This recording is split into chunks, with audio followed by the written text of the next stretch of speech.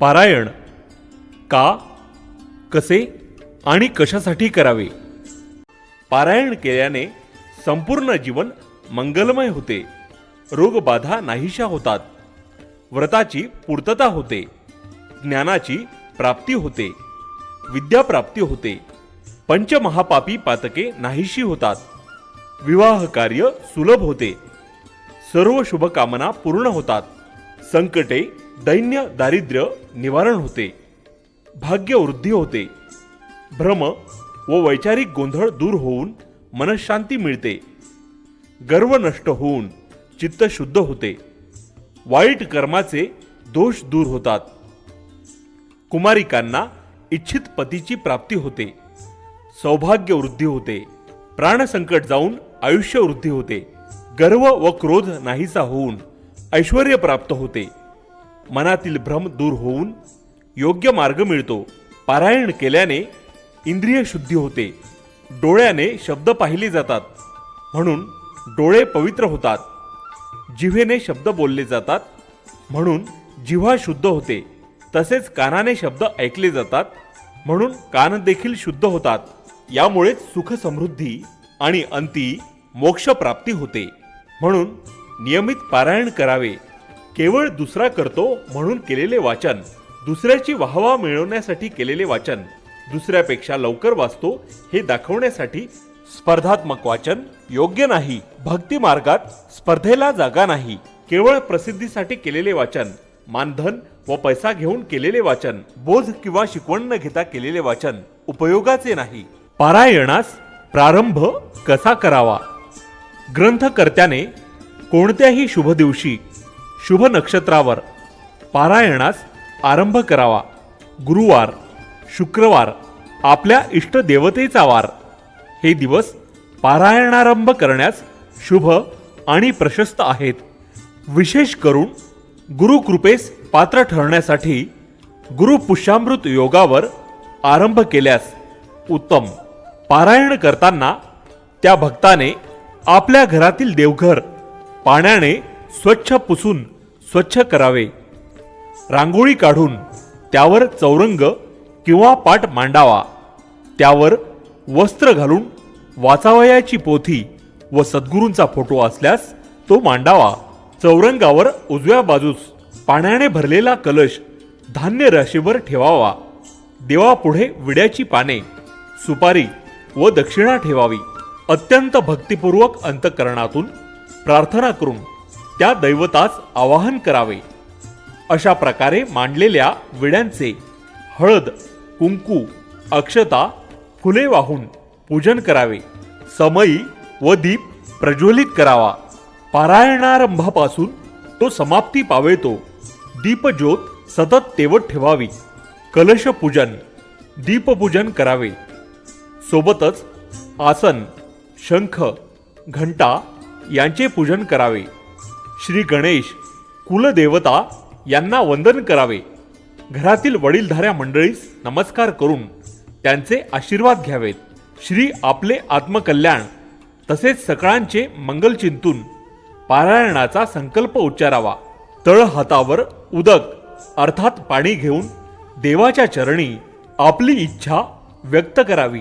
आपण ज्या कामासाठी पारायणास बसणार आहोत ते कारण, आपण एकूण किती पारायण करणार आहोत हे भक्तिपूर्वक अंतःकरणातून त्या देवतांना सांगून व त्यावेळी पाळणारे नियमही सांगावेत. नंतर नारळ चौरंगावरील कलशावर ठेवून इष्टदेवतेचा अथवा कुलदेवतेचा जप करावा. दूध, साखर किंवा फळांचा नैवेद्य दाखवावा. आसनावर बसून वाचन करावे. जे नियम पहिल्या दिवशी पाळू तेच नियम समाप्तीपर्यंत पाळावेत. पोथी वाचण्यापूर्वी आंघोळ करून सोवळे किंवा धुतलेले कपडे घालावे. सकाळच्या वाचनाला सूर्यदेवतेची साक्ष असते, तर सायंकाळी चंद्राची साक्ष असते.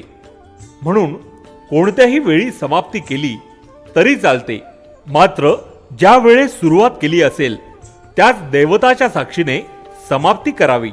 साध्या नेहमीच्या पारायणात नियम जास्त कडक नसले तरी पोथी काळात मांसाहार, मद्यपान करू नये.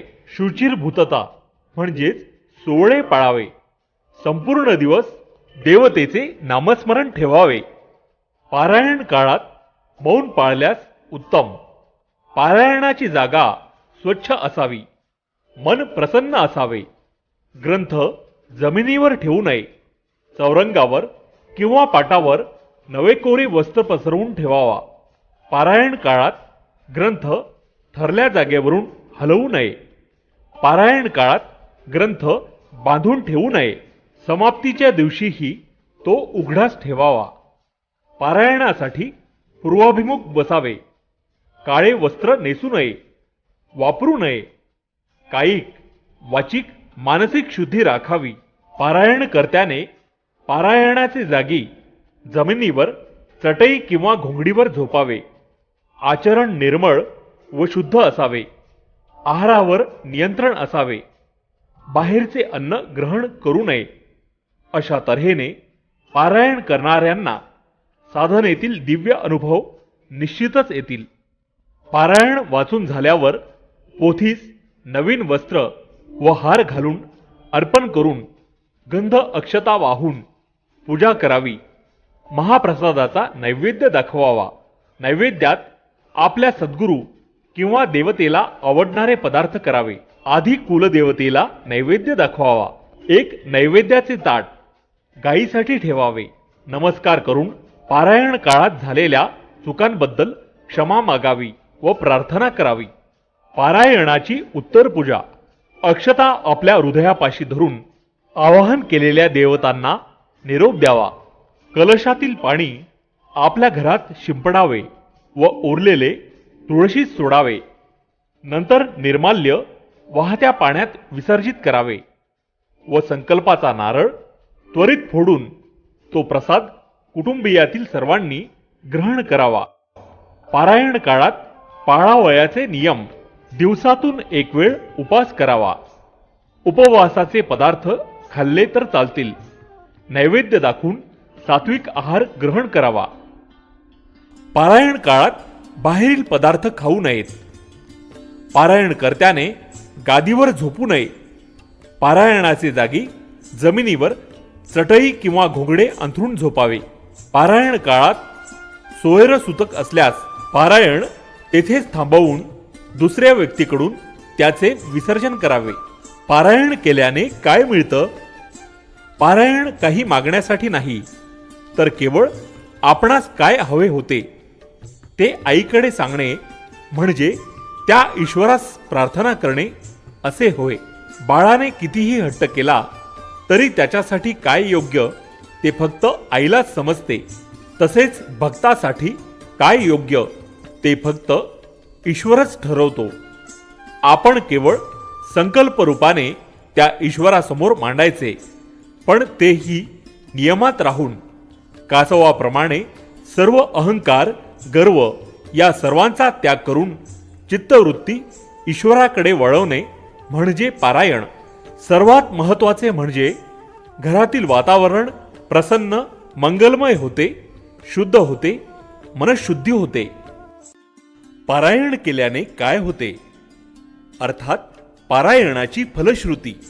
पारायण काही मागण्यासाठी नाही, तर आपणास काय हवे होते हे ईश्वरास सांगणे होय. बाळाने कितीही हट्ट केला तर त्याच्यासाठी काय योग्य ते फक्त आईलाच समजते. तसे भक्तासाठी काय योग्य ते ईश्वर ठरवतो. पारायण म्हणजे काय व ते कसे करावे? धार्मिक किंवा प्रासादिक ग्रंथ ठराविक मुदतीत विशिष्ट पद्धतीने श्रद्धायुक्त अंतकरणाने वाचणे. कोणत्याही ऐहिक गोष्टीच्या प्राप्तीची कामना न ठेवता केवळ निष्काम भावनेने केलेले पारायण साधकाच्या म्हणजे पारायणकर्त्याच्या आत्मोन्नतीस पूरक ठरते. म्हणून निष्काम पारायण हे श्रेष्ठ व श्रेयस्कर ठरते. त्यामुळे खऱ्या साधकांनी निष्काम पारायण करून भगवंत कृपा संपादन करावी. काही सांसारिक कामनापूर्तीची इच्छा ठेवून जे पारायण केले जाते ते सकाम पारायण. अशा पारायणाने सुद्धा भाविकांची कार्ये सिद्धीस जातात. देवाच्या, सद्गुरूच्या दैवी आघाद शक्तीचे पाठबळ लागते. पारायण शब्दाचा अर्थ. पारायण हा शब्द आत्मपारायण तत्वाची अभिव्यक्ती आहे. पारायण याचा आ अधिक परा अधिक आयण असा अर्थ होतो. यात आ म्हणजे नारायणातील आ स्वरशक्ती, परा आपल्या शरीरातील नाभिवाणी अथवा नारायणाची वाणी आणि आयण म्हणजे आवाहन करणे. पारायण म्हणजे नारायणाच्या परावाणीचे आवाहन असा अर्थ आहे. गोष्टी महाराज हे यूट्यूब चॅनल आजच सबस्क्राईब करा. बेल आयकॉनवर क्लिक करा.